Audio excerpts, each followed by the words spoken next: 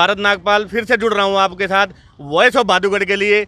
आप देंगे हमारा साथ, हम बनेंगे आपकी आवाज़, क्योंकि हम हैं भादुगढ़ की आवाज़। वॉइस ऑफ भादुगढ़ हमारा नया चैनल, जी जो भी देखे साथी देखे उसको जरूर लाइक शेयर कमेंट करें और सब्सक्राइब करें। और बहुत अच्छा रिस्पांस हमारे को भादुगढ़ की सेवाओं में मिल रहा है। उसी कड़ी के तहत मैं नया गांव चौक के ऊपर मौजूद हूं और यहां पर बहुत बढ़िया सेवा चल रही है। इसी कड़ी में हमारे साथ जुड़े हैं भादुगढ़ के वरिष्ठ समाज सेवी बुल्लड़ पहलवान जी, जो निरंतर पिछले 11-12 दिनों से जो किसान आंदोलन को समर्थन दे रहे हैं और जो भी सेवा बन पा रही है, चाहे वो लंगर की सेवा हो, चाहे खाने की सेवा हो, या किसी भी सामान की उपलब्धता के लिए जैसे ही किसान इनसे मांग करते हैं तुरंत पहुँचते हैं। आइए उनसे बातचीत करते हैं।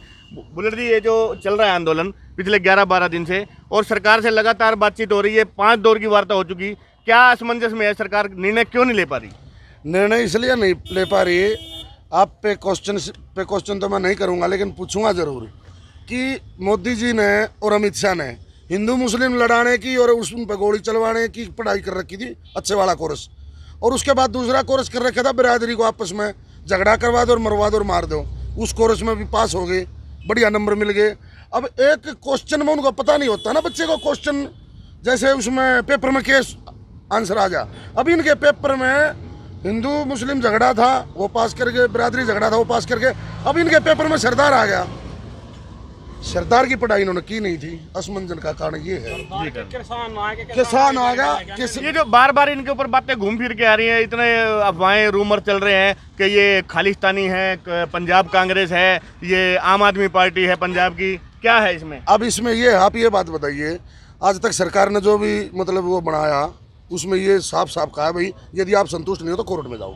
लेकिन ये एक ऐसा कानून बनाया पहली बार इतिहास में जिसमें सरकार ने ये कहा कि सिर्फ तहसीलदार और एसडीएम तक आप जा सकते हो, कोर्ट में आप नहीं जा सकते। कारण अब तहसीलदार के पास किसान गया, एसडीएम के पास गया, एक एमएलए का फोन चला गया, बात वहीं खत्म।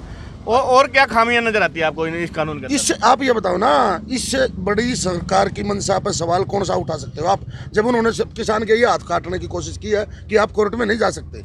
जब भी इस आंदोलन की बात मैं सुनता हूं तो बार बार अडानी अंबानियों का नाम बीच में क्यों आता है? जी बिल्कुल, जितनी जमीन जैसे वो कबोर्ड वगैरह की पड़ी है, ऐसे वो एक संस्था है उसकी भी जमीन सब जगह उनको चिन्हित करके और 200-200 400 किले उनको लीज पर दे दिए, उनके गोदाम बनवा दिए। अब कॉन्ट्रैक्ट फार्मिंग है, इनका आपस में क्या होगा भाई, आपने 50 किले चावल धान लगा देना है, चावल मैं खरीदूंगा। अब वो तो लगा तो दिए, चावल खरीदने के टाइम पे क्या होगा, वो बोलेगा दाना छोटा है, दाना काला है, फलाना ढिमका। अरे भाई किसान कोर्ट में भी नहीं जा सकता और उसकी लागत भी लगवा दी। अब वो क्या करेगा भाई, जो देना वो दे दे।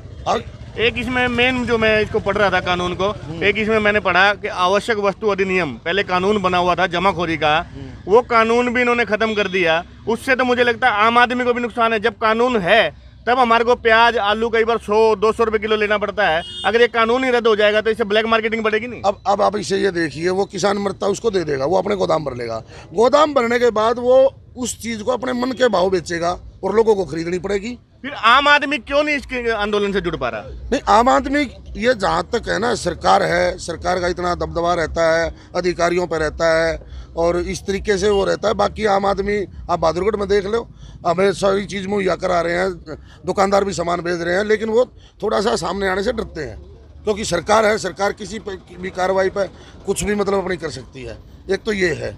दूसरा, इस मामले में मैं स्पष्ट ये कर देना चाहता हूँ कि 5-6 जिन्स 10 जिन्स का नाम ले दिया, गेहूँ आलू फलाना ढिमका। अरे गिन के देख लो, 100-150 चीज़ें ऐसी है जो खेती में होती हैं, जिसमें मूंगफली रहेगी और बहुत सी चीज़ें ऐसी सिंघाड़े तक। एक काम करो ना, एक निर्धारित रेट करो तो सारी जिन्स का कर दो, जितनी ऑल ओवर इंडिया में जमीन में उगने वाली चीज़ें हैं। आपकी तरफ से क्या मदद इस आंदोलन को मिल रही है, क्या क्या सेवाएं आप दे रहे हैं? वो मैं बताऊंगा, एक बार ये पूरी कर दूं।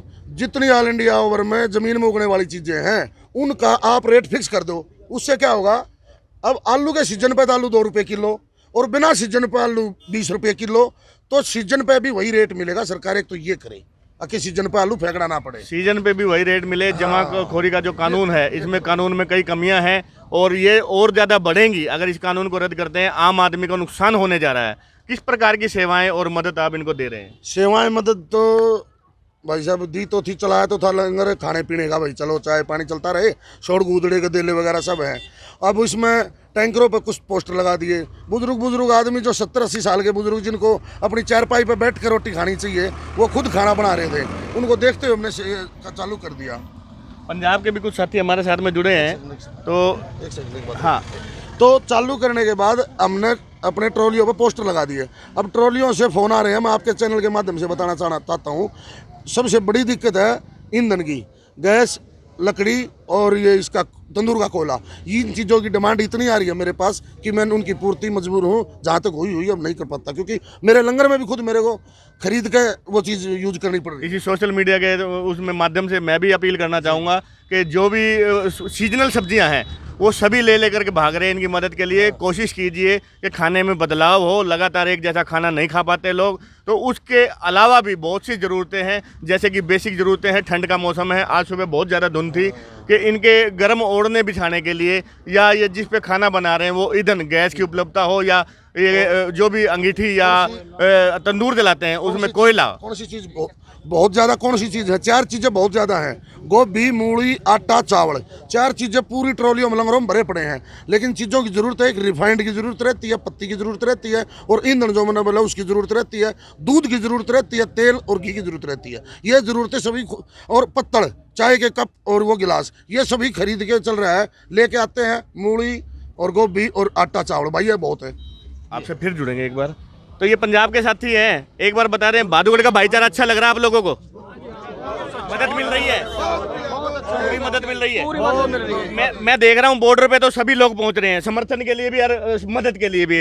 आज नए गांव चौक पे आने का मकसद ये था कि मेरे देखने में आया ट्रोलियां बहुत पीछे तक लग गई हैं, यहाँ पे मदद पहुंच रही है, बहुत ज्यादा मदद पहुंच रही है, बहुत बढ़िया मदद पहुंच रही है। किसी प्रकार के खाने पीने की दिक्कत तो नहीं है।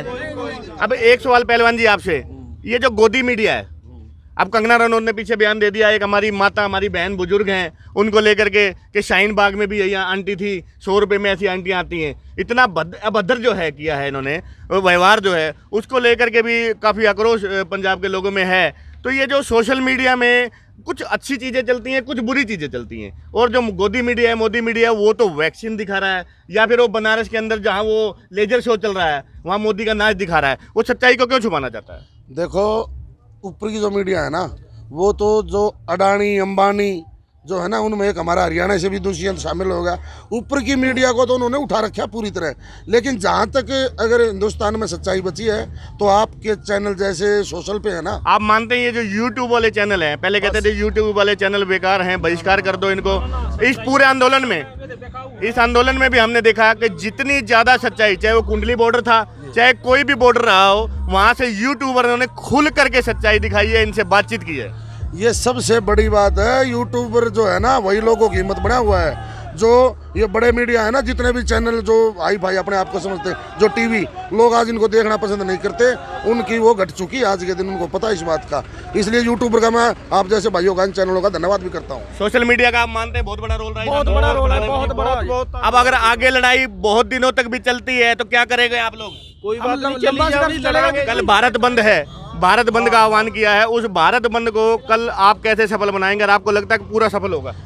भारत बंद सफल होगा, क्योंकि मैंने देखा है 20-30 दुकानदारों से सामान आता है, सभी बोलते हैं मगा भाई हाथ जोड़ के घूमेंगे। बोला जी बिल्कुल नहीं घूमना, हम दुकान बंद रखेंगे। दूसरा, भारत बंद पे मैंने बहादुरगढ़ से देखा है और एरिया से कुछ नेता जो अब तक नजर नहीं आए, वो नेता बोलते हैं कि मेरे नेतृत्व में भारत बंद होगा।